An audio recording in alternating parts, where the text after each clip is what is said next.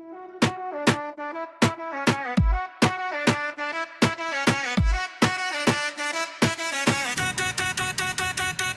M.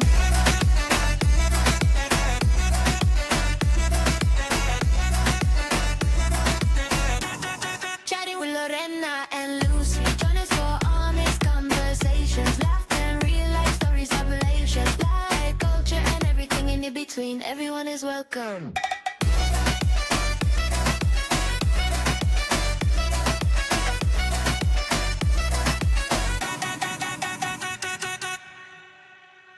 Okay, Mujer, let's start. Hi, everybody. We'll start today's story with, am I overreacting for not wanting to buy a property with my boyfriend until we're married? My boyfriend, 30 male, and I, 24 female, have been together for almost a year. The other day, we went to an open house for sale in his neighborhood. My boyfriend likes looking at open houses for fun. So do I. As we were leaving, my boyfriend suggested that we buy a property together sometime in the near future. I got annoyed at him and said that I would not buy a property with him until we were married, as I have friends who have bought together before marriage and it's made their breakup more complicated. My boyfriend said that I don't obviously trust that our relationship will last if I'm not willing to buy with him until we're married. And he thinks it's a good opportunity for us to live together as well as before marriage. He refuses to rent a place because he doesn't want to pay another person's mortgage. He also has a lot of friends who have bought a house together before marriage, but they have been together for 8 or 9 years. He currently lives with his parents and owns a property of his own but rents it out, and I live in a small rental with my dog. I suggested that he come live with me if moving in together is a big deal to him before marriage, but he doesn't want to live in a rental, and he doesn't want me staying at the property he owns because he's worried after some time I will be entitled to his property as well, according to law. Since I guess I'd be helping him pay his mortgage, I'm not sure. We ended up arguing over this the rest of the day. And honestly, I feel like my reason for not wanting to buy at the moment is valid. And I respect his reasons for not wanting to move in with me also. I just don't know how on earth we proceed because he wants us to live together before marriage. Am I overreacting for not wanting to buy property with my boyfriend? I've just heard too many horror stories. What are your thoughts? Well, damn, they're young. 24. They're both 24. I think my honest opinion is she needs to dump him. That's from the get-go. Because if he's already thinking of all the negative in the relationship, I don't want to move in. I don't want to move you into my property I currently own because da da da da whatever. Which that could all be remedied. Just sign a lease. Don't move in without a lease. She's a renter, and that's it. There's simple solutions for everything. Nothing, you know what I'm saying? Like she's not gonna. If you treat her like a tenant, then she's not gonna take anything because you have a binding contract in that perspective. But I don't know. To me, that would be a big red flag. If somebody came to me and said, "Hey," just that same scenario, I would be like, "Wait a minute. So you don't want me? You want us to buy a house, but you don't. You already own a house. We can move into that house if you're so concerned with moving in together before we get married. Why don't we buy the house after we got married? I'll sign a lease. It's your house, whatever." But there was too much. He had too many walls up.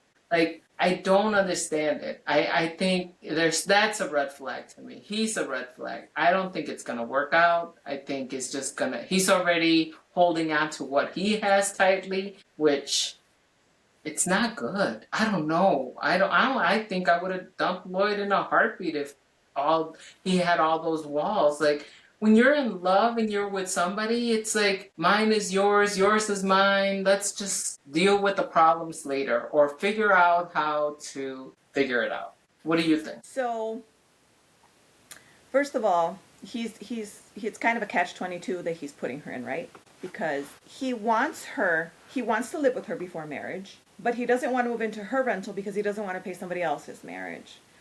But he doesn't want to move her into his rental because he doesn't want her to have rights to it. However, he wants to buy a house together, which would still bind them to a certain extent. Now, I think also age has a lot to do with it because he's 30 and she's 24. But if I'm being honest, I think at her 24 years, she's more mature in this situation than he is. Because he's trying to say that she's looking at it wrong, like she's going into it with the negatives. But he's the one who's actually starting with the negatives by saying, I don't want us to move in together in my rental because then you might stake a claim due to the laws here. So he's contradicting himself every which way. And I agree. I don't think she's overreacting. I think she's underreacting, and I think this is a huge red flag, and she needs to run from this as quickly as possible. He can't compare things that have happened with his friends who have been in relationships for 8 or 9 years versus them not even being together a full year yet. And he wants to bind her to something that important. I mean, that's a big responsibility to share with someone who, in all honesty, most people don't really buy properties together until they're married because of the legal implications, right?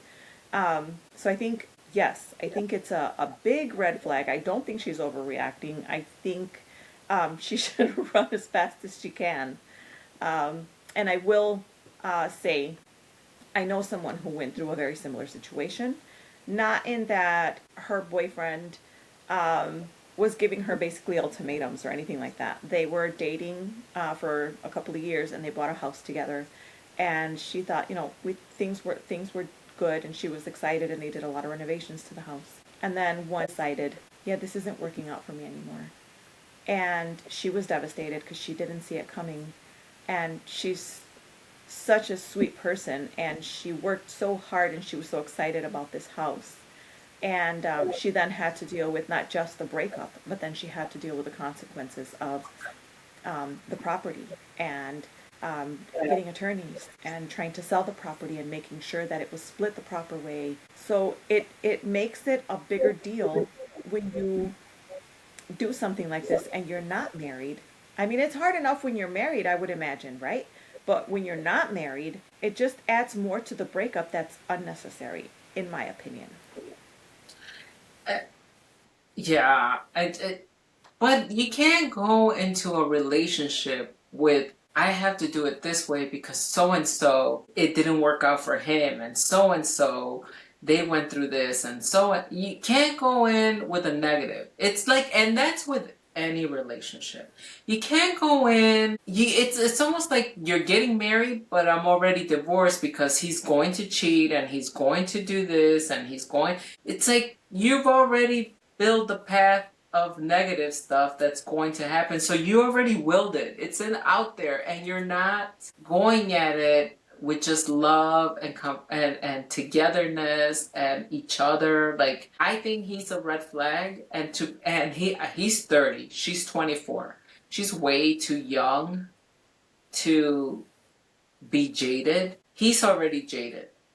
Like, and you can't, and here's the sad part. When you're going out with somebody who's jaded, no matter what you do, you can't change his mind. You can't fix him. You can't convince him. You spend your whole relationship trying to make him see how great you are and how you're like a fucking cheerleader, like an idiot, running around doing things for this person.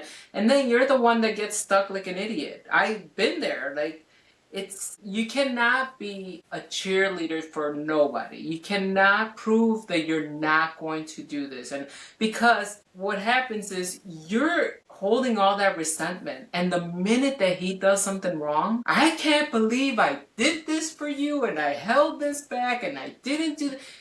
But it's all your fault because you went in, he put all the stipulations there for you. And then you went and said, you know what, I'll deal with it, but I'm going to show him that all this is wrong. Because as women, that is our problem. We are caretakers. Well, not all women. I love a challenge. I love to meet people and be like, oh, I'm going to change this person. That's been my whole fucking issue in life. You can't change anyone, and you can't change men at all. So I think she needs to run, go far away, and just, you'll be so much better. And if I'll guarantee you, she dumps this guy, they break up. In a year, she's gonna spend the whole year realizing all the little things she hated and she compromised because he was set in his ways. What do you think? I agree. I think it's not healthy in any way. Any way he's presenting it to her, it's just not healthy.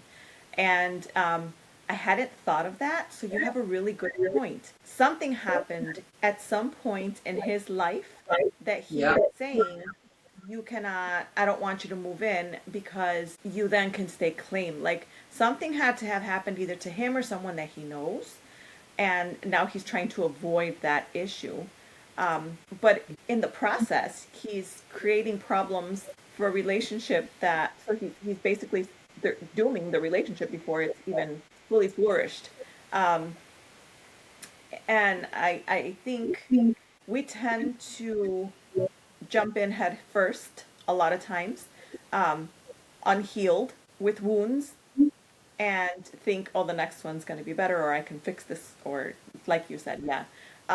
I think our generation was a lot more of the, oh, I bet you I can fix this. I can make it better. I can definitely, I can change him. He'll change for me.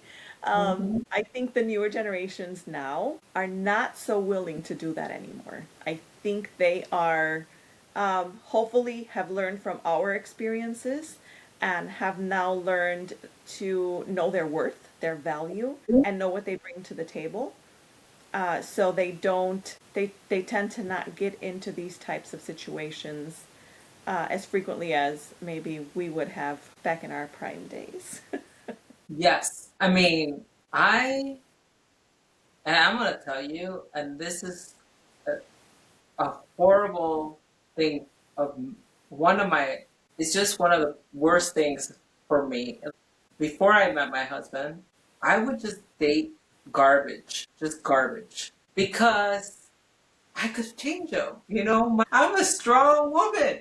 I'm going to change them, or I'm going to make it better. And we bend backwards for that person. And I'm sorry, but men suck because they take advantage of that shit. It's like the un poquito, and those motherfuckers will take everything. It's like you give them a hand and te estiran toda, and it's like, and like a dumbass, we don't set, well, I'm speaking for myself. I didn't set boundaries, and every relationship prior to Lloyd, it was garbage. It was just garbage because I didn't set those boundaries, and I was unhealed from my previous marriage. So I just went in. I could change this. I'm gonna make it my own. I'm gonna do this, and no, you can't. You need both. You need the chemistry. You need to be together. You need to solve everything together. Like, I heard the story and I solved their issue. Okay, she moves into that house, get her rental application. She's now your rent. No legal ties. That's it. That rental agreement fixes it. But they didn't have that. He had to have severely been hurt before, or he saw somebody get hurt, or he just has some of those parents that like to put their businesses and everything, and you make sure that she's not going to do this because she did this. Because let's face it, some parents are very busybody, and they're there just to give you bad advice half the time, And it's like, it's not good. I say, girl, run. Run. Don't look back. The next person, go heal yourself. Don't jump into the next relationship. That is the worst advice anybody could give you. Just go, feel things out. You're 24. Oh my God. Live life. What do you So think? I'm going to read the top comment. Okay. It says, no, he's protecting his assets while asking you to potentially compromise yours. He is allowed to be cautious about his property, but when you are cautious about your future, he labels it a lack of trust. Do not be pressured into a six-figure debt with a man who has been in your life for less than 12 months. There you go. Oh, shoot. They were only together for 12 months? Less. Not even a full year. Oh, yeah. No. Something's She not said, right there. she said, we've been together for almost a year. So they weren't quite there yet. So, no, I think um, even when you do this with your eyes wide open, and even when you're married, um, there's always that adjustment period that happens when you get together, when you are actually together. And this is whether you live together or you get married, where you have to adjust to everybody's just habits. And it is an adjustment because you're used to not having to answer to anyone and doing your own thing, and then you have to start to accommodate because just like you think they might have a bad habit, so do you. Like it's a give and take. You have to. Um, there's a lot of growing that happens when you move in together with someone. I'm not going to say married because that maybe when I got married, but not everybody is in that situation. And when you move in together, it's a lot of it's a lot of work. Now, it doesn't mean something negative, right? Because when you love someone, you'll do whatever you need to do to make Right. it work. Because that's you go in with an open heart and kind of like hoping for the best, and hopefully both of you are going in with that same positive attitude. And when you go in with positivity, it tends to become a positive situation. But um, I know that it's always important to have like good people in your corner that are going to give you good advice, because there's always those people who are either envious or just don't want to see you succeed, just jealous, who are going to try to give you the wrong kind of advice. So it's always good to have a good person in your corner that's going to be straight with you, not tell you what you want to hear.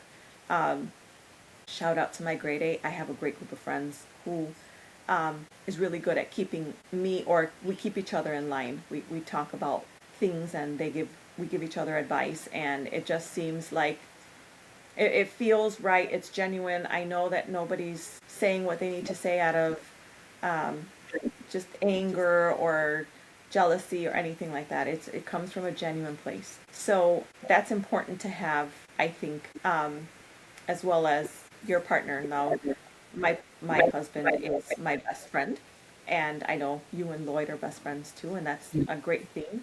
But I don't think everyone really has that at the beginning. So yeah, it's a hard situation, and I don't want to dissuade someone who's out there who's thinking about buying a property with someone. I think every situation is unique, and I think if you're out there and you're considering getting a property with your partner, I think you have to weigh the pros and cons. I think you need to do it with your eyes wide open and understand what your situation looks like.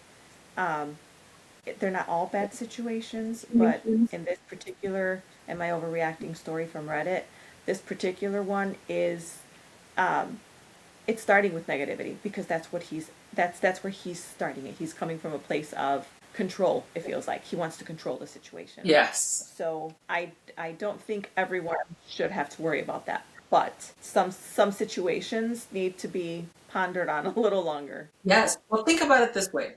I mean, our siblings, we grew up with them, we know their ins and outs, but could you really move in with your siblings in a house today? No. I think I would be pissed. Like, what? You don't like everything just annoys you. Like I like things to be I'm a perfectionist.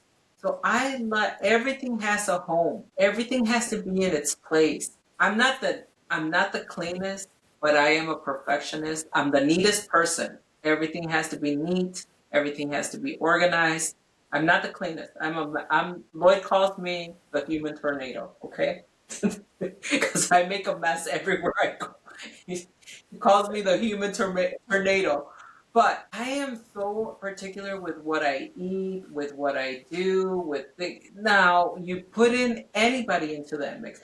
I couldn't live with my siblings now.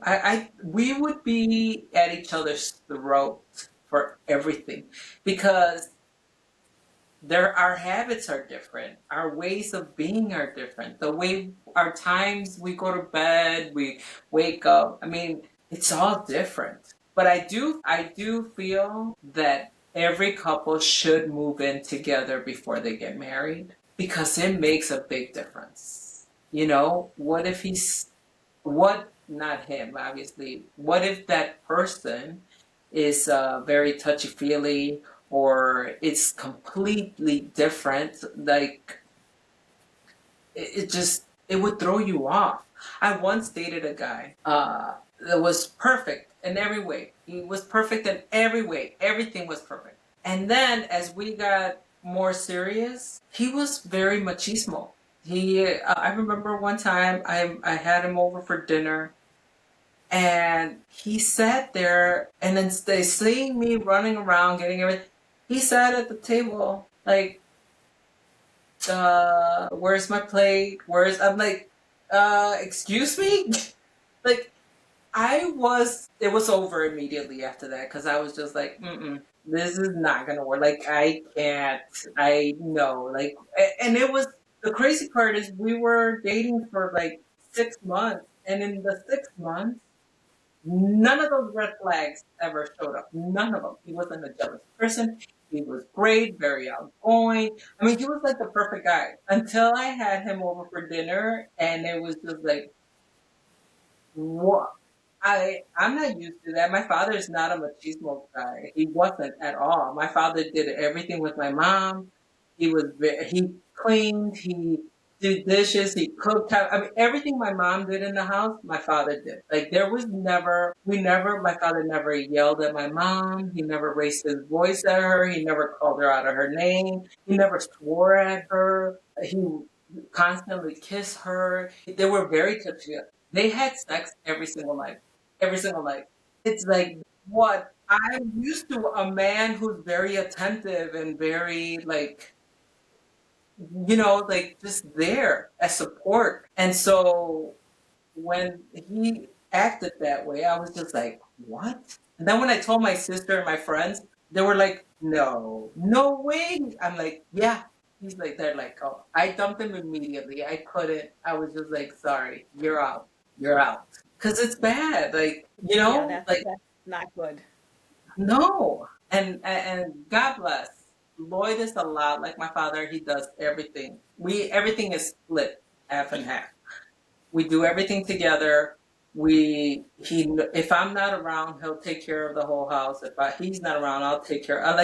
It's kind of like I'm very used to having that relationship because I grew up with it, So I was talking to my daughter the other day, and she said something like, "Oh, it's because you're the way, you're a strong one." I said, no, it's not that you're strong. You have to set those boundaries at the beginning. Like, I'm not like this. You have to understand that I'm not going to be catering to you 24/7. And she's like, well, be her father.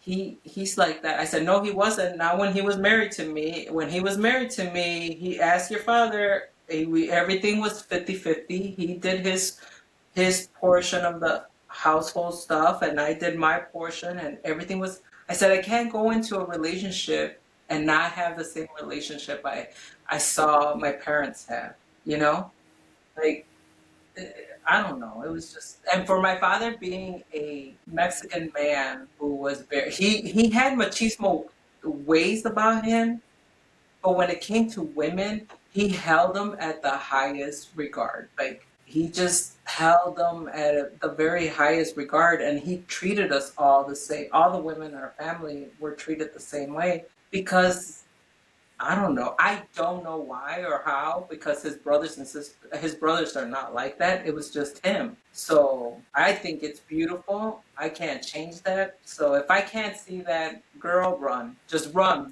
fast. Go find somebody who is going to be there for you because just wait. I think people rush into a lot of stuff though too. Yes, I have zero room to talk about rushing into things because I rushed in quick. So so I don't I have any room to talk about rushing in, right?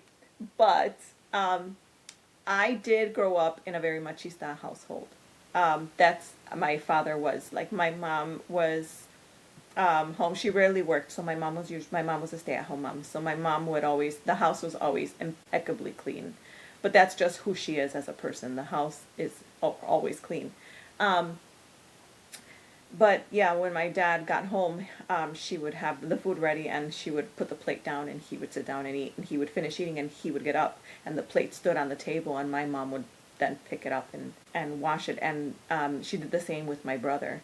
Um, so it was what we were taught, and I'm sure it was what she was taught. So you have to kind of break that cycle if that's the Yeah. way it was done, and if it's not something you want to do. I don't have any problems serving my husband at all, but it's the same him with me. Um, if I'm working and he's not working and he's home, he doesn't have any problems cooking dinner. He doesn't have any problems cleaning up or doing laundry or whatever needs to be done, going grocery shopping. As a matter of fact, he's actually better at them than I am. Um, but it's whoever needs it that day. So if I'm home and I'm done working and then I go start dinner and he gets home from work, he'll immediately jump in. What con qué te ayudo? What do you need me to help you with? Um, and most of the time it's like if you want to take the dishes while I finish cooking, or I just made this, get the tortillas out so we can start warming tortillas and we can eat it, faster or whatever the case might be. But yeah, here it's a routine. It's never been a question, and I love that we broke the cycle of that because my girls get to see what it's like to have a partnership. My son gets to see what it is to be an equal partner and to truly appreciate what your partner brings to the table, because it's not just even if, let's say, even if the incomes are not equal and he brings in more and I don't bring in as much, but we're still both working to contribute to the family, to the household. So in the same manner, I might do more housework or have the ability to do more housework because of the days that I'm able to work from home and I'm done sooner, so I'm able to immediately jump in and get things done. But then he comes in and like complements that and helps me with whatever I can't get to. So I think that's really important. That's a real important example to set so that moving forward, future generations know that it's a partnership. It's not I'm the man and I say what happens or what goes, or vice versa, because there's some women who are with a much stronger personality than even the husband and come in and they're like, well, this is I say what goes and I hold the power. Um, it's just unfair when either way you look at it. Nobody should have to carry more say so than another. Well, yeah, I was laughing because you said when you're cooking, if you need the tortillas warmed up, he'll do it. That's funny to me because when I cook, I don't want anybody around the kitchen. I want to do it all by myself. And he's the exact same way. If he's cooking, he don't want me near him. I'm like sitting and watching him, if anything. But he does not want help and with nothing. When it comes to the kitchen, it's so funny. We don't want, like, don't get in my way. I'm busy. I like to do everything because I like to, I made their enchiladas, which were delicious. Um, but Thank you. I wanted to record on how to roll them and doing all that. But I couldn't do it because I finally realized I cook and clean at the same time. So, so as I make a mess, it's already immediately clean. I wash, do that. So I couldn't do let me leave everything aside because it's like, no tienes que limpiar eso, tienes que. So I cook and clean at the same time. So as I'm immediately, because I don't like a big mess while I'm cooking. So I try it when I was like, oh, I'm gonna do this. I'm gonna make the whole bit. Lloyd's like, oh, you're gonna roll it. I'm like, and he said it with a smirk, and that should have been my trigger. Like, he knows that I cook and clean at the same time, so he knows that I'm not going to be able to do it. So I wasn't able to show how to roll them and all that stuff. Uh, but they came out delicious, girl. Those enchiladas are my favorite now. The only thing I didn't do, which you posted the recipe, is I didn't add tomate. Okay. That's So okay. That's the only thing. And I don't like, and that's only because I don't like putting tomate with any kind of red pepper. So if I'm doing, rojo, guajillo, ancho, anything red, I don't like tomato. I don't know why. I've never liked it. But I didn't hear you say tomato, so I didn't try it with the tomato because I didn't hear you say the tomato. So Red tomato? that red, I don't like it. I've never liked that mix for me. That's a me thing. But I didn't realize that you put tomato until I read the recipe, and I'm like, if she puts tomato in there, I'm like, oh, I didn't put tomato. I'm like, oh shoot. So I do want to try with the tomato just to see exactly how it will come out. But they were so good. Like they were amazing. They were amazing. They were amazing. I'm glad they came out good for you. Now, when I posted the video or the snippet with the recipe, I very specifically say, do what feels right to you. You don't have to copy my exact recipe. Like you, if you don't like the tomato, omit the tomato. If you're allergic to the onion, omit the onion. Doesn't matter. If you don't want it super spicy, don't grab a bunch of chile de árboles. Take a few and put it in just for the flavor and a little bit of heat. It's really up to how you want to make it and what your likes and dislikes are. It doesn't have to be what I like isn't necessarily what you're gonna like. You can tweak it to fit your flavor, like what you like. But I've always added the tomato only because I feel like it softens the heat a little bit. I think that that's why you did it, because my ex mother-in-law was a excellent cook, and she would always put tomato, and I didn't like how her stuff would taste with the tomato, even though she was an exceptional cook. Like that's the only thing I do miss about the older ladies is that they could whip out anything. Like, oh, there's nothing to eat. ¿Cómo que no hay nada? Vamos a hacer ahorita, vamos a sacar esto, and this is like the best thing in life. So that's how she was cooked. It was funny though because she taught me how to cook. My ex mother-in-law, and so in our household, my aunts and my mom, they were really adamant about raising us women to be self-sufficient and have a job and do for you and don't rely on a man. I got married with my first husband. She taught me how to cook. And I remember cooking for my parents, and they were a little jelly. Like, well, how did you learn how to cook? Like, well, obviously not from you guys. But it was like, And then she taught me how to crochet. I love to crochet. Lloyd hates watching me crochet. He says I look like an old lady, but I love to crochet.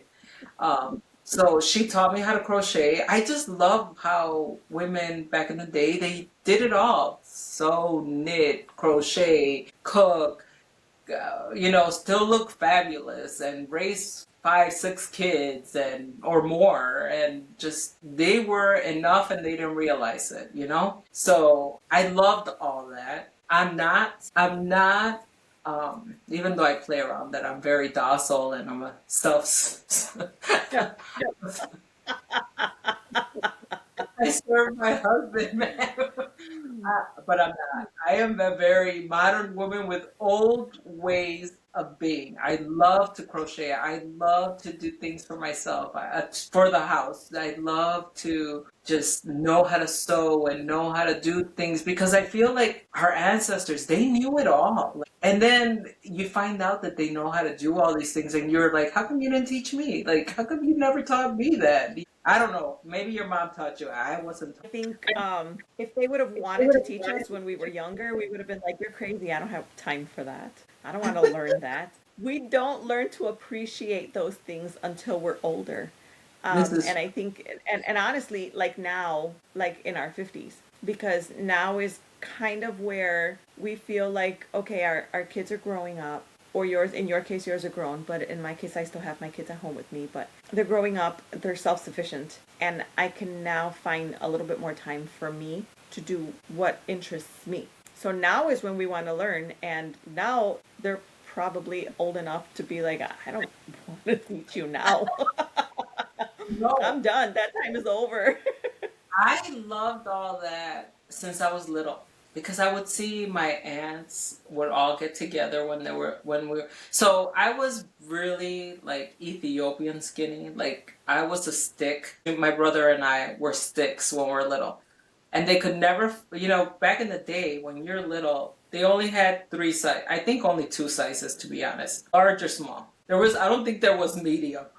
And a small was never small enough for me to fit. So one year, all my aunts decided they're going to take sewing classes. So all the ladies in my family, they took all sewing classes and they would make us clothes and especially for me and my brother because they couldn't find clothes small enough for us. So I used to love the watching them and just get together and I think I used to love it because nada más estaban chismeando and fulanito y sutanita and the fulanito y fulanita and you're just like waiting for a name for them to drop, but they wouldn't drop names, they would just be like Sutanito and Sutanita and and you're just like, who is it?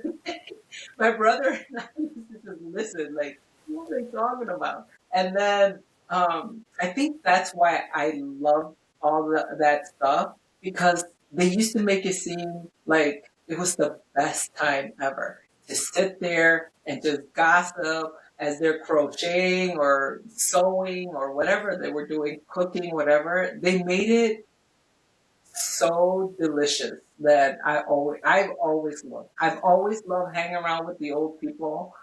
I love it. I love it. I think to me it was amazing how much they did with so little. They had a little Yes. bit and they did so much.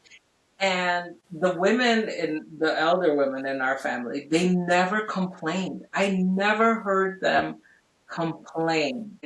It was never like, oh, I'm so tired of this. I complain a lot. I never heard my mom or my aunt complain about how I complain. I complain about everything and I complain a lot.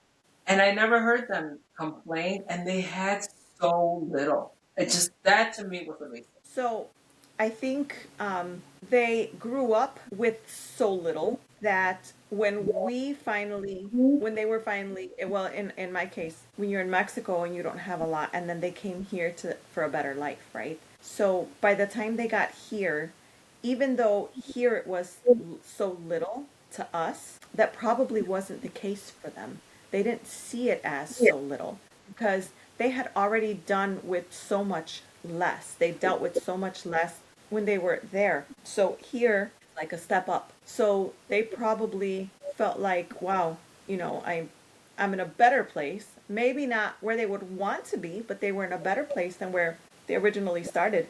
And that's why they were able to do more without really complaining. I think we have a bad habit of complaining, and I'm trying to be so much better at it, not doing it, because in reality, I'm so incredibly blessed. I mean, so incredibly blessed. I think my complaints are more my growing pains, the aging process, and the aches and pains and the snap, crackle, and pop that happens with all of that. But I have to say, I do try to wake up like with a lot of gratitude because 10, 15 years ago, I prayed for where I'm at now. So I have to keep that in mind. And every time I'm going to think about complaining about something, so many people have it so much worse. And it makes me stop wanting to complain because I understand that my situation is someone else's dream, just Yes. like it was my dream years back. And it doesn't mean that I am great and have no problems and have no financial issues. Not at all. I'm just grateful for where I am and what I have and the family that I have and what I'm surrounded with, people I'm surrounded by that are the good people because they say as we get older, our vision starts to worsen, but boy, we can spot bullshit a mile away, and that's true. That comes with age. So my circle is smaller, but I have such amazing people around me. And so do my kids. Like I feel like I really, really, really feel like kids now, and I don't know, maybe it's guidance, maybe it's example. I don't know. Um, but I know that my daughter has the sweetest boyfriend and they're so in love and I love that for her. I love that she's so happy and that he makes her happy and his family's so great. Like he's got the best family, honestly. And they make her feel so welcome and I love that for her. My son he's doing the job that he loves to do and he has like the best little group of guys that works with him. They have a salon suite and they're all barbers and they all did like matching chairs and instead of like tables they have these toolboxes and they all got the same big toolboxes because they have all the drawers for the compartments but they each got their own folder. Yeah, and their setup is it's so cute. They have a loft area, so they all work in the same area. And they put up like a little like a TV section where they play video games or movies while their clients come in. So it's he's happy. He's happy there. And all his friends, they're such good kids. God, I couldn't ask for more because his little group of friends is just they're the cutest. They're the sweetest kids. Um, I mean, son una bolita de cabrones, right? But they're good, genuine kids. Like I They're know in their early they're 20s. They're allowed. yeah, for sure. So like that's awesome. And my youngest, she's just she's still learning. She's just starting to, you know, feel like what it is to be an adult. Um but and you know, it takes a minute before you find your group, but she also has a little group of friends that she finally clicks with and she's like comfortable around and that's important. Because you know, gosh, those high school years, I can't say I had I didn't hate high school. I will say I felt a little awkward in high school, but I don't know. It was not I don't feel like they were my prime years. I think my prime years came after high school. But yeah, I think hopefully that's like everybody finds their little group of people. Their little group of people that gets them through those. You didn't you felt awkward in high school, really? I thought high school was, but here's my thing. My parents were my mom was not the best mom to me. I have six brothers and sisters. There's six of us. I was treated different than all my brothers and sisters. So I had it the worst with my mom. And I remember, like, my father was my mom and my father. My father was both parents to me. And I spent my entire childhood trying to appease her and trying to do everything right. And no matter what I did, nothing was ever good enough that I did. I don't ever recall my mother saying good night to me or good morning or you look pretty. And let me tell you, I was a beautiful little girl, okay, because everybody told me. So I to hear all these praises from everybody else and never from your mom was horrible. Like it just I had a really horrible childhood because of her. Everybody else made it beautiful. My aunts were so beautiful. I mean, they were just, and my elder cousins, they were amazing. My father was the best father in the entire world. So I had that at least. So my outlet was high school, like because I was nobody was around and I could do whatever the hell I want. So I had a little too much fun in high school, way too much fun in high school, like way too much fun in high school, to the point where I didn't even pay attention in high school because I was too busy. I mean, it was an hour away from home. I was like, nobody could tell me what. I I made high school my bitch. So I would in high school, like, it was good for me. I really did like high school. I loved everybody around. Like I just it's funny because you're not the first one to tell me that. I had somebody else that said the same thing to me, and it freaked me out because I was like, "No way, no way!" And she's like, "Yeah, it was horrible."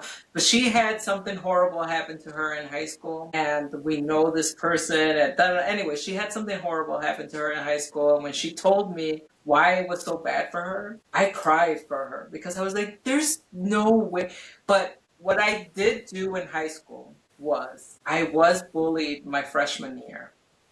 And I hated my freshman year. But I then went out with the bully of school, and that took all my problems away because nobody was gonna fuck with me because I was going out with him, and it was so that fixed it. So I fixed my own problem and it made it Wow. better for me. But you have to find your niche. I think I it was really bad. I was bullied really, really bad when I was a freshman. And nobody knew because you don't talk to anybody and you don't say anything. And then the next year I said, you know what? I'm not going to be this person anymore. I'm not going to be the person that gets bullied. And I started going out with Rudy, who was the bully of the school. He was. And then nobody bullied me, so I was just like, okay. So after that, he took care of all my problems. Nobody ever messed with me after that, and that's it. It was like night and day, and everything changed for me. So it was good. What's so interesting to me is that I never saw Rudy as a bully. Oh my God, he wasn't a bully to go in and intimidate people, but he was so intimidating to be around. Like he was just this He, big he was brute. just a big guy, yeah. Like he Yeah. was big, and he was not one to ever step down from a fight or anything. He took care of his shit. That made it better for me because everybody was scared of Rudy. Like everybody in school was scared of him. Teachers, students, girls, everybody. So nobody ever messed with me after that, and I loved it. For the record, I was never scared of Rudy. So I don't know why girls would be afraid of him. Because I was But getting bullied. Wait, no, that's because I was getting bullied by some girls. And after I started going out with Rudy, they didn't mess with me at all. So it was like, okay, okay. So you have to find your niche in high school and just, a lot of cool friends in high school. So I don't think it was necessarily the people I was hanging out with. I think I might have just had like a personal thing, that struggle. I don't know, I don't remember. Well, yeah, my high school years weren't great because there were things going on at home, I guess. I'm not going to go into it. But out of high school, out of school, I was in the choir for a lot of years. And the family, the Salcedo family, I love you guys with all of my heart and soul. They were like my refuge. So we would have choir practice all the time.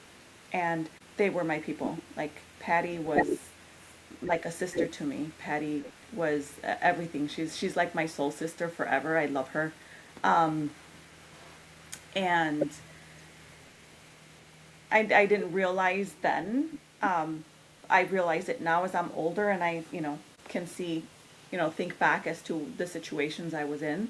Yeah, they were my saving grace. Like they were the people who I was with all the time and in church. And so I was in a very wholesome environment, and their family was always very, very loving and genuinely loving and welcoming and wholesome. And I was part of their family. Like I was, and I still am, and I still feel that way about them, all of them. I had that. That was what helped me get through. And I didn't realize at the time that that's what I had. I'm so grateful that I did, because who knows, right? But yeah, they were my niche. Music was my outlet. I've always loved music, and I've always loved to sing, and I've always loved to dance. So that's always been like my thing. But in school, I felt like I didn't have the best self-esteem. I was very, very, very, very, very, very thin, and everybody else, it seemed, was like very curvy, and everybody was like coming into their looking like little women, and I felt like I looked like a little boy. So although I had, my sisters were always Hey, very you know, fashionable, so my clothes was cute. but wait, let me tell you something. Go ahead. I get what you're saying, but that was my issue. I had too many curves in high school, and I got bullied because of that. So it's like you're damned if you do, and you're damned if you don't. And I've always been very curved. I've always had a big butt, big hips, big thighs. Like I have little waist. Like I've always had this body, and that was a problem going into high school. That's why I got bullied. You're saying you're the opposite, and you felt like, see how it's like, it's just you don't know what people are going. But to another point, we grew up, Lorena and I grew up in the same neighborhood when we were teenagers. We grew up in actually a very cool neighborhood. Everybody was our age. Everybody was, cool. And Linda and I used to kind of always make fun of you because you were in choir. She was a really good girl. And it'd be like 9 o'clock at night. You know what, Lorena? Please, por favor, okay? It's like saying I'm a good girl, okay? And nobody believes that. I don't care what you say. You can ask people who know me. They know I'm a good girl. Right. I don't know what you're paying them, but I'm gonna tell you. No, but Lorena, we would be outside, and it like our neighborhood literally every household had somebody our age. Like so, we all used to get along really well and hang out. There was probably like 20 of us that used to hang out, and it would be like 9 o'clock at night, and that one road on 25th Street was always black. It was always pitch black, and out of nowhere it's like 9 o'clock at night, and here comes Lorena and I just creeping out of the corner like, what? It was always so funny to me because it would be like we would be playing, I don't know, volleyball or just whatever we would be playing.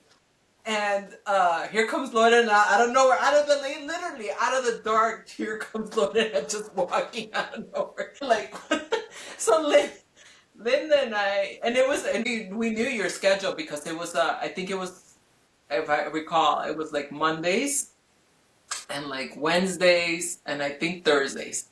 I want to say it was those days, right? Because Linda and I used to be like, it was almost like we knew we were like, there, like, all the time. It was so funny, like because out of nowhere, it's like that neighborhood was always black, pitch black, and our street was so bright. So out of nowhere, it's like you come in from the darkness into the light. Here comes Lorena just walking off happy. Like we used to always crack up at that all the time. It was so funny. But she was in choir. She was not out doing anything bad. So we always laughed at you because of that. I don't think we ever told you, but we used to always like, and it was so funny because we knew your schedule. Be like, ahorita va a venir Lorena. Watch. Oh, there she goes. All the time. We used to practice. We used to practice on Springfield, right off of 25th. So I would always walk across 25th and back south. That's where you would catch me from. But in high school, like I said, I was very, very into church and the choir. And I remember in the winter, I had a black coat, and I had a pin on my coat that had said Jesus in rhinestones.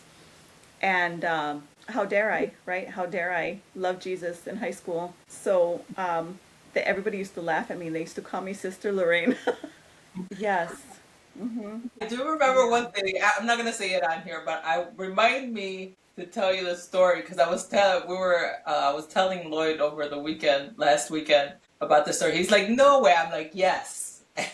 So remind me afterwards. But I don't know. I think when you're so young, like to your point with your kids, they have healthy relationships. but that's because you have a healthy, even if you don't have a healthy marriage, even though you do, but I'm talking about you personally have a healthy relationship with everybody around you, that they see that and they learn from it. So I think they're comfortable being themselves around everybody else because you're comfortable with yourself being around everybody else. Like to me, my kids all have great friends, but the one I used to be worried about was my daughter because she's gay. And I always worried that she was going to get bullied in school, or was people not going to respect her, not going to give her space, because she had all that at our house. So I just wanted she was the one that I worry about. And she has the most beautiful relationships with her friends. I love looking into her life because it was like, I just to see that if you put yourself first, things go your way. And I am a very selfish person. I always put myself first. But I learned the hard way to do it. I had to heal to know that I'm the one that matters and it's not nobody else, and that it's me who is going to impact I'm going to impact my family if I'm not my best me, right? So I've always been a little bit selfish with myself. So I will cut people out like in a heartbeat. Like if you are being an a-hole, you're done. I'm like gone, whatever. It takes a lot though to get to that point. And my kids have seen it. And I think they learn from it, and they treat their lives the same way. And you just hope that they learn from you and not pick up from you, because sometimes there's a lot of times that they see that you're not getting treated right, like, and you're getting trampled on by this person or that person or whatever. I've worked in corporate a lot for a long time, and corporate people are not the best. And unfortunately, my kids I would never release the negative at work, but I would go home and release it at home. And there was a lot of times, and I learned not to do that no more. Like, I learned a long time ago to stop doing that, because I didn't want to impact my kids in a negative way. I didn't want them to be their reality. Like, I didn't want to ever punish them because I'm putting myself through that. It took a long time to do that. But to see her, especially with the other ones, they all have great relationships with their people, it's wonderful. But for her, because we grew up in a time where, especially being Mexican, it's more accepting to be a gay man than being a lesbian. Like, he's gay, whatever, whatever. That was more accepting back then, not now. My camera's moving over. And now it's like, so I'm amazed by her life. Like, she has the most beautiful friends. I love them all. They're awesome. They're all awesome. And I get along with them, the few that I've talked to. And it amazes me how times have changed, but it all has to do with you. You have to put you first. You have to put your feelings first. You have to put your heart first. Is it going to benefit you? Because let's face it, especially me, I've had a lot of friends who did not benefit me, but I kept them around. And those are the people I kept around and kept around and kept around, especially in my 20s when I shouldn't have. And I chose wrong. And I don't regret it because she had fun. But I do regret it because those are very fundamental years of growth. And so it's kind of like a conundrum for me. If I had to do it over again, where I had chosen those friends, no. But damn, did I have fun with them. It's a conundrum for me, but it's beautiful to see our kids now in their, well, my kids are in their 30s, but you're seeing your kids in their 20s develop beautiful relationships, which is awesome. And not everybody has that, No, you know? that's true. No. I will, I'll say, if you asked me that question, if I had to do it all over again and go through everything that I've went through, even with a lot of the extremely hard things that I've had to deal with in life, I would have to say yes. I don't know that I would change anything. The only reason I say Really? that is because, yes, everything that I have gone through has molded me and made me who I am today.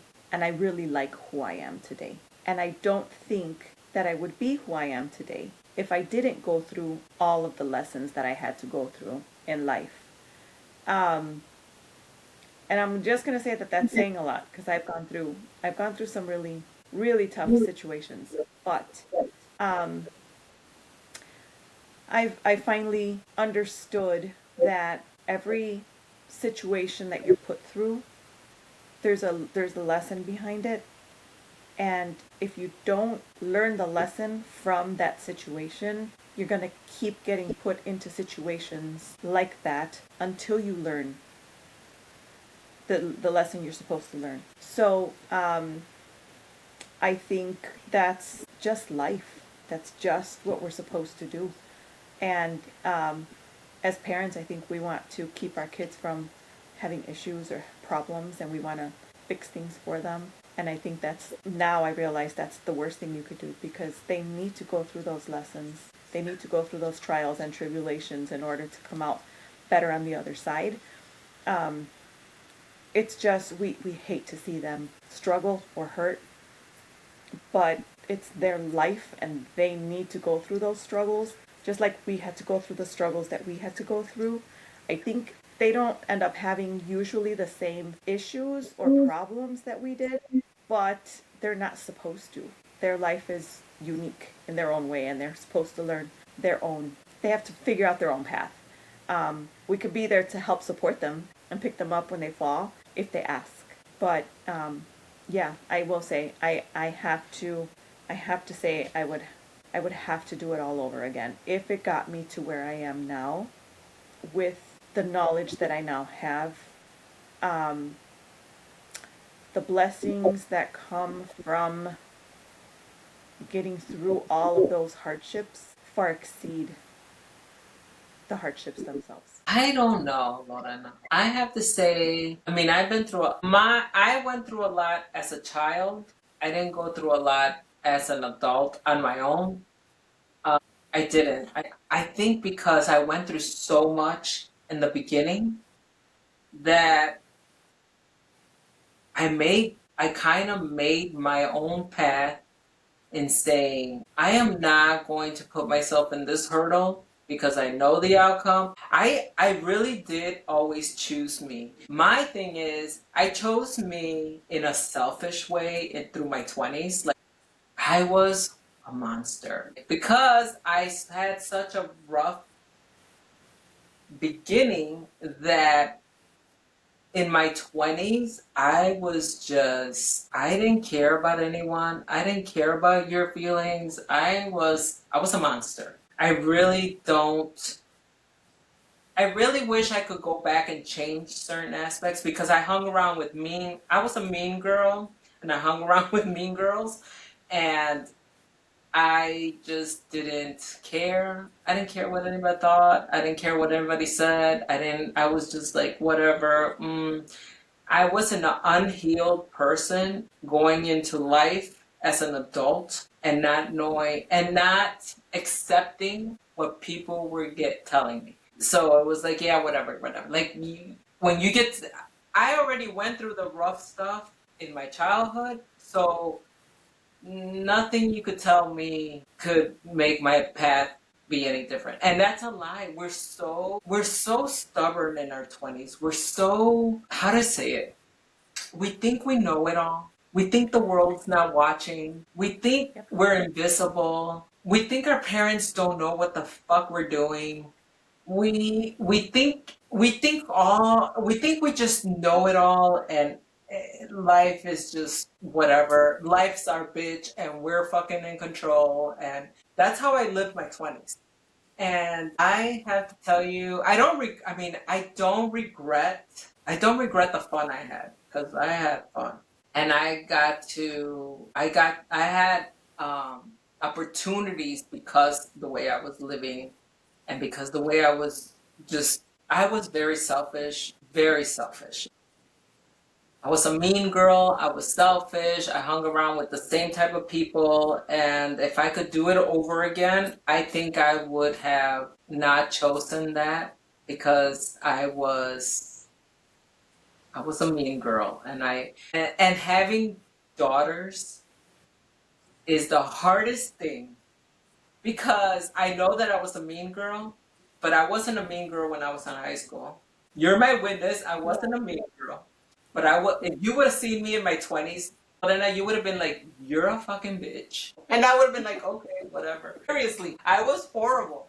I changed. Like, I did a 180. And now seeing my kids, and especially the girls, because there's 3 of them, and how they are, and I am so lucky that they're not how I used to be. That's like the only thing I could say. I'm like, thank God they're not how I was. I don't even think I've ever told them or had said anything about how I was, but I was I was horrible. I was horrible. I treated people like garbage.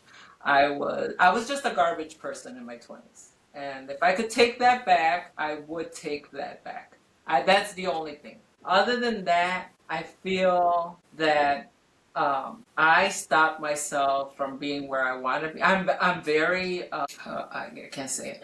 I always want more. I'm never satisfied. To this day, I always want more. My life is I have a beautiful life. I have a wonderful husband. I have wonderful kids. I have everything that everybody can want. But it's not that it's not enough. It's I want to accomplish everything. I want to do it all. I want to go everywhere. Which is ironic, because I don't like to leave my fucking house. But I want to do it all. I don't know how I'm going to do it, but I'm going to do it all. But it's just like, I'm always eager to learn. I'm always eager to try. I don't want to ever slow down, because I don't want my brain to slow down. That's my biggest fear, is dementia runs in my family, and I don't want to ever slow down, because I feel that that disease is going to catch up to me, because it runs in my family. My father had it, his mom had it, some of his sisters had it. It just runs in my family, and that is one of the scariest things to me. So that's why I want it all, and I want to keep going, and I want to keep learning, and I want to do it all, because there's going to come a time where I'm not going to remember anything, and I'm not going to know anything, and I'm not going to have that eagerness to do things. No, stop. We're not putting that out in the universe. Thank you. Nope. Thank you. Rewind. We're not doing none of that. You're going to be so good. You're going to remember it all. You're going to grow old, and you're going to have knowledge of all the wonderful things you did in your life, and you're going to retire a happy, fulfilled woman. There you go. Yes, yes, yes. Although I always say this, I don't think I want to ever retire. I want to work till I just can't work anymore. I seriously, I don't want to retire. Now, see, I could do a staycation and be bored out of my mind. I wouldn't know what to do. And I live in Vegas. There's always something to do here. I just can't find my way. So I love to work. I think I will have a job to the day I die. I know that for a fact, because I want to always work. Lloyd, on the other hand, this man can take a vacation. He takes vacations all the time. And he is the happiest doing nothing. He does his errands. He does this. He doesn't even need me. He's doing his own things. He's doing this. He's so relaxed. Me, on a day off, I'm like, I log into work. I'm working. My boss is like, aren't you supposed to be off today? I'm like, yeah, but I just checking my emails. He's like, what are you doing? Like, I'm horrible. I feel like I don't know. I haven't gone to that retirement thing. You are probably like Lloyd, where you're like, give me, Yes. yeah, I'm not. Listen, I want to retire and I want to do everything and do nothing with my husband. That is my dream. I don't care if we're home all the time. I would love to travel. That's the one thing I would love to do. I would love for him and I to be able to travel and just enjoy each other's company. But I will retire the minute I am able to retire. And don't get me wrong, I like what I do and I'm really freaking good at what I do.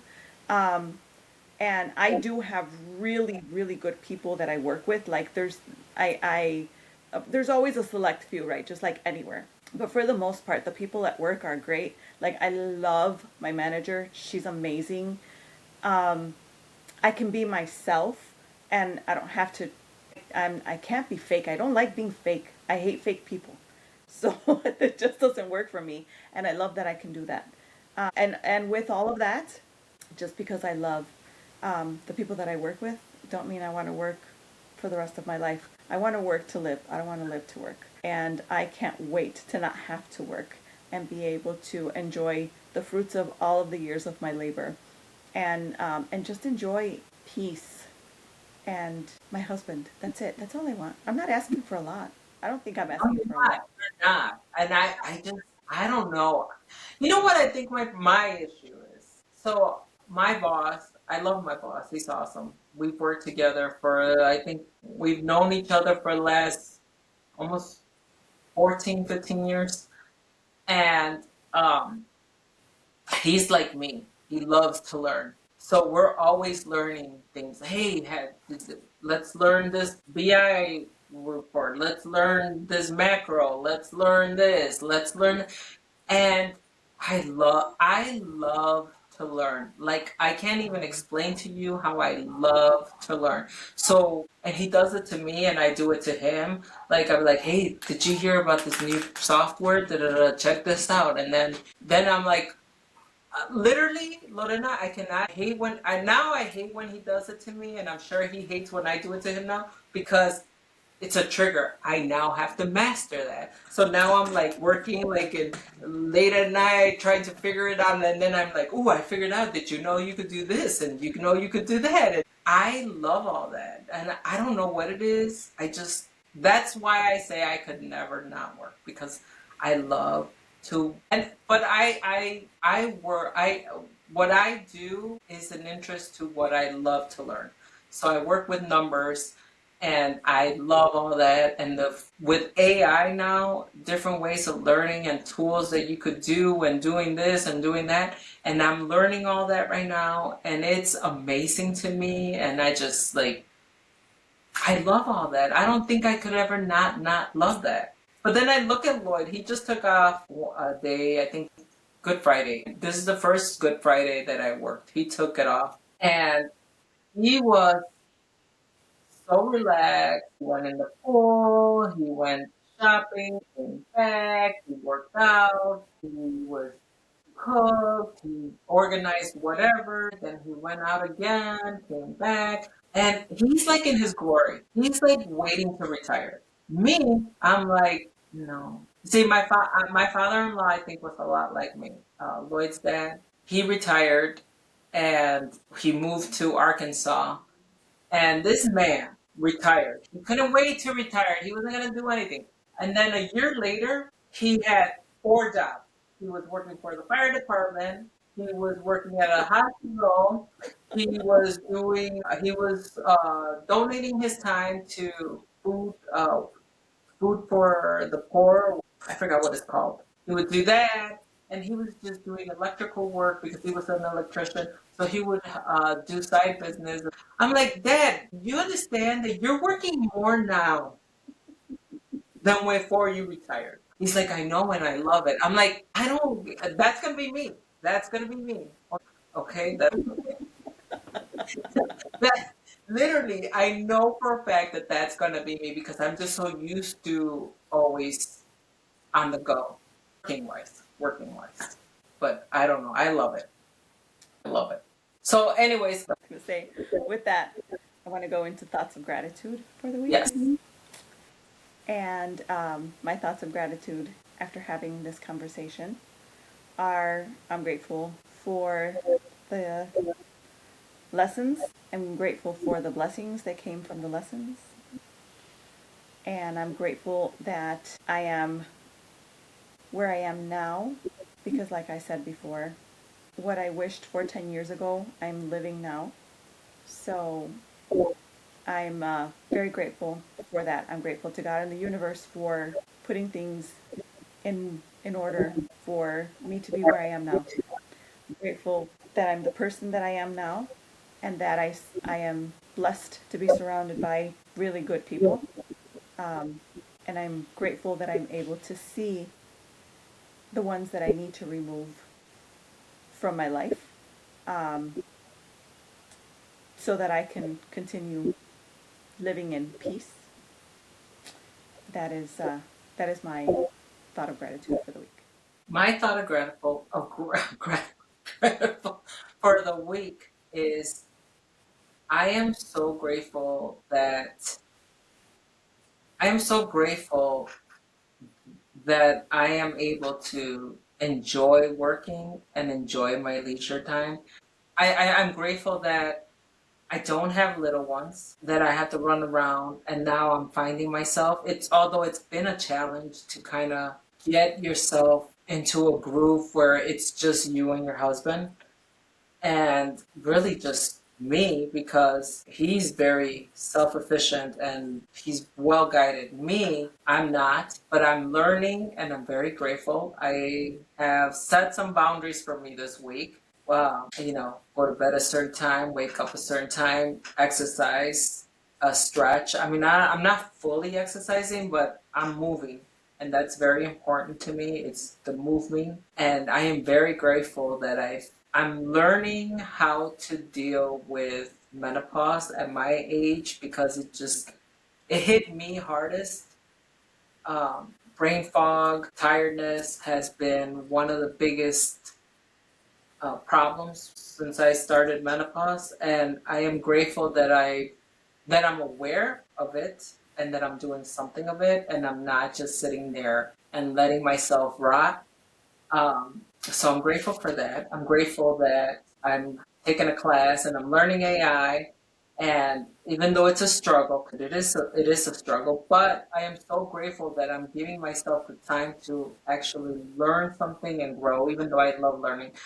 I didn't think that I was going to be loving it at my age, and I am, and I'm grateful for that. I'm grateful for the people that are surrounding me because it is very important to have peace in your life. It's very important to have mental stability and the people you surround yourself with, that makes it so much easier. And to not load yourself with negativity and ignorance and negative energies it has been a delight for me to just not worry about others in the sense of them polluting my space. So that I am very grateful. Um, that's it. That's all I have. Well, thanks for joining us, everybody. This was Chatting with Lorena and Lucy. Stay blessed, stay true, and always stay you. Bye. Bye.